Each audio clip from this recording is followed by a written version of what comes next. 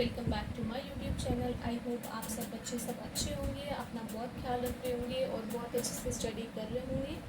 अब जो आप नीट के एग्ज़ाम को सिर्फ लास्ट 2 दिन बचे हुए हैं, इसमें आपको अपनी प्रिपरेशन को कैसे बूस्ट करना है और अच्छा आप स्कोर कैसे कर पाएंगे, इस वीडियो में मैं आपको इधर डिस्कस करूँगी। 2026 के लिए भी बायोलॉजी की क्लासेस स्टार्ट कर दी हैं, आप उस वीडियो को ज़रूर से ज़रूर रीचेक करिए। तो चलिए चलते हैं। सबसे पहले हम कुछ पॉइंट्स डिस्कस करेंगे जो आपकी स्ट्रैटेजी है, जो इन 2 दिन में आप कर सकते हैं, उसको मैं आपको बताऊंगी।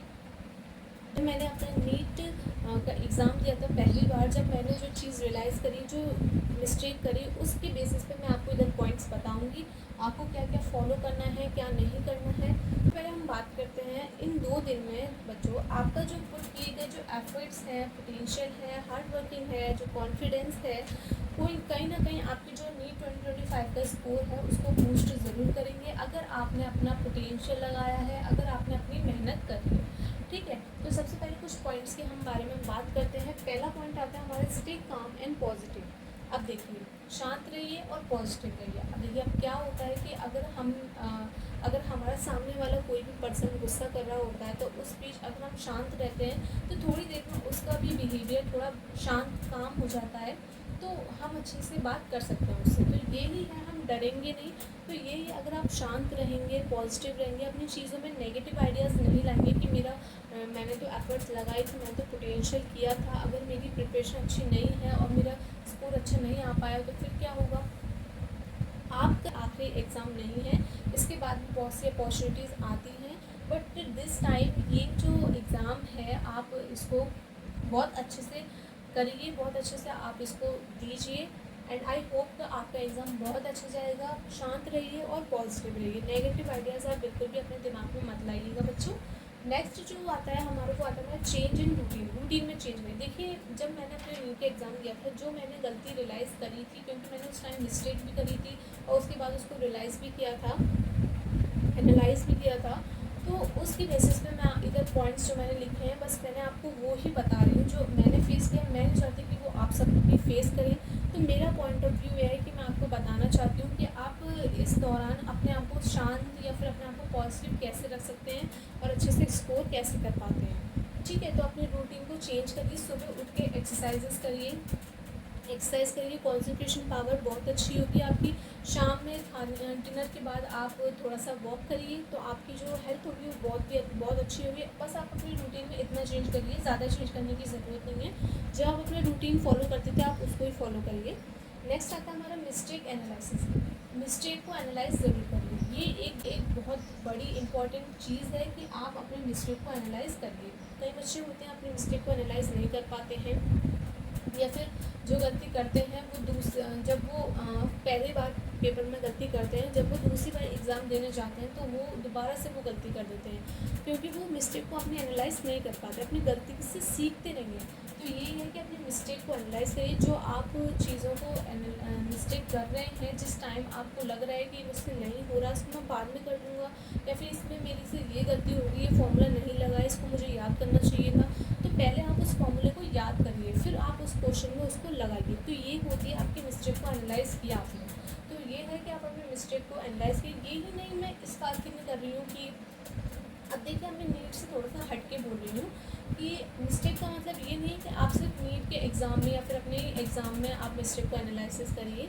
जब भी आपकी लाइफ में कोई भी आपसे गलती होती है तो आप उस गलती से सीखिए, क्योंकि गलती से सीखना जब बोलते हैं ना कि गलती से अगर सीखते हैं तो आगे ज़िंदगी बहुत अच्छी हो जाती है, क्योंकि हम फिर सिखाते हैं। गलती से सीखते हैं तभी हम सिखाते हैं, तभी हम सीखते भी हैं। तो यही है, मिस्टेक को एनालिसिस ज़रूर करिए। फिर आता है हमारा पॉइंट फोकस ऑन रिवीजन को ज़्यादा से ज़्यादा फोकस करें। अब आपको कोई भी नया चैप्टर नहीं पढ़ना है, कोई भी नए टॉपिक नहीं पढ़ने हैं। जितना आपने पढ़ा है अपनी नीट की जर्नी में, या फिर जितना आपने 5 डेज़ पहले या फिर 1 हफ़्ता पहले पढ़ा हुआ है, उसको आप रिवाइज कर लीजिए। कोई भी आपको नया चैप्टर नहीं पढ़ना, कोई भी नया टॉपिक नहीं पढ़ना। तो ये आप रिवीजन पे ज़रूर से ज़रूर फोकस करिए। जो आपको क्वेश्चन समझ में नहीं आ रहा है, जो आपको चीज़ याद नहीं हो रही है, तो आप उसको लिखिए, तो आपको बहुत अच्छे से याद हो जाएगी। नेक्स्ट पॉइंट है हमारा नो न्यू टॉपिक। जैसे कि मैंने आपको पहले वाले पॉइंट पे बताया, रिवीजन पे फोकस के लिए कोई भी नया टॉपिक नहीं पढ़िए, तो यही है, आप इसमें कोई भी नया टॉपिक नहीं पढ़ेंगे। अब टॉपिक्स में अब मैं आपको एक बात बताऊं कि टॉपिक में क्या होता है कि जब आपको कोई भी चीज़ समझ में नहीं आ रही है, इन द केस आप कोई चैप्टर पढ़ रहे हैं, आपको कोई भी टॉपिक समझ में नहीं आ रहा है, तो आप उस टॉपिक को सर्च करते हैं।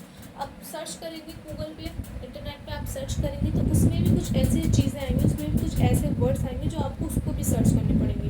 तो इसमें आपका जो माइंड होता है वो बिल्कुल डिस्ट्रैक्ट हो जाता है, एकदम कन्फ्यूज हो जाते हैं कि हम ये वाला पढ़ें, इसको समझें।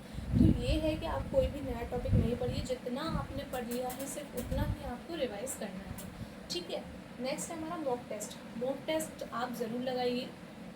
मॉक टेस्ट क्या है कि मॉक टेस्ट से क्या होता है कि आपकी प्रिपरेशन और अच्छे से बूस्ट हो जाती है। अगर आप बार बार मॉक टेस्ट देंगे तो आपको हैबिट बन जाएगी कि इस क्वेश्चन को कैसे अटेम्प्ट करना है, कितने मिनट में करना है, कितनी टाइमिंग के दौरान करना है, ठीक है।